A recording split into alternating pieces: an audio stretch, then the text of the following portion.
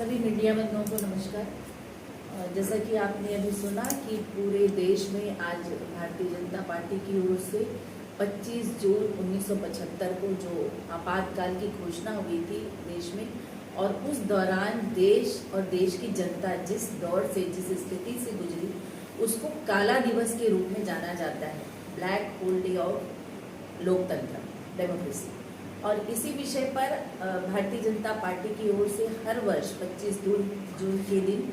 एक तरह से हम एक अवेयरनेस का कार्यक्रम करते हैं, ताकि ये आज की जो युवा पीढ़ी है वो भी ये जान सके, क्योंकि वो पूरी तरह से अनभिज्ञ है। काला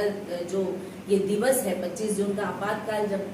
हुआ था, उससे उस समय क्या क्या हुआ था देश में, उससे पूरी तरह से आज की हमारी युवा जनरेशन वो अनभिज्ञ है। उनको इसके बारे में जानकारी देना और इसके बारे में चेताना कि आगे चलकर जिस तरह से संविधान और लोकतंत्र पर खतरा कांग्रेस पार्टी और उनके साथी पार्टियों द्वारा मंडरा रहा है, उस पर हमें एक अलर्ट रहने की जरूरत है। तो दोस्तों, 25 जून वो दिन है 1975 का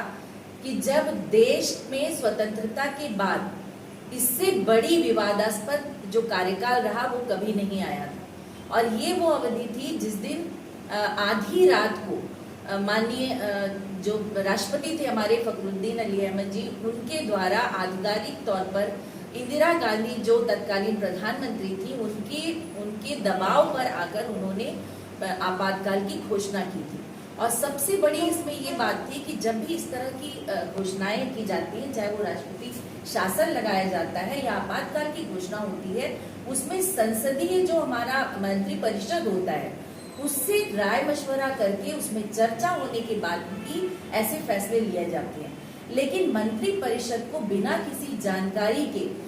25 जून को आधी रात में जब इस आपातकाल की घोषणा की गई और 26 जून को जाकर उनके मंत्री परिषद को, कांग्रेस की जो संसद की मंत्री परिषद थी, उनको इस बारे में जानकारी दी गई। इसमें सबसे बड़ी बात दोस्तों, इसके पीछे का इतिहास ये रहा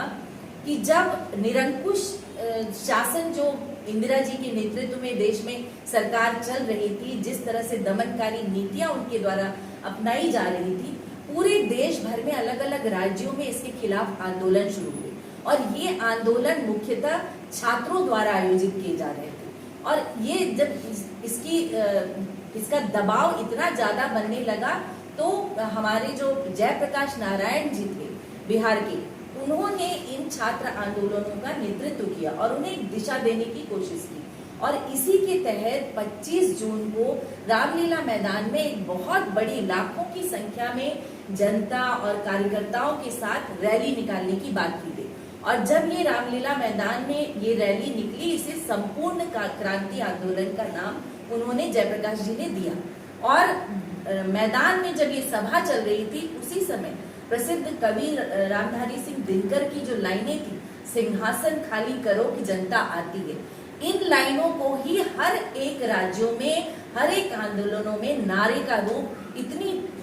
तेजी से चलाया गया कि उसका दबाव जब पड़ने लगा, और उसी दिन जब ये स्थिति इंदिरा जी ने देखी कि ये अब स्थिति भयावह हो रही है, शायद उन्हें प्रधानमंत्री पद छोड़ना पड़े, ये सोचकर उन्होंने उसी दिन आनंद फानंद में आधी रात्रि को आपातकाल की घोषणा की।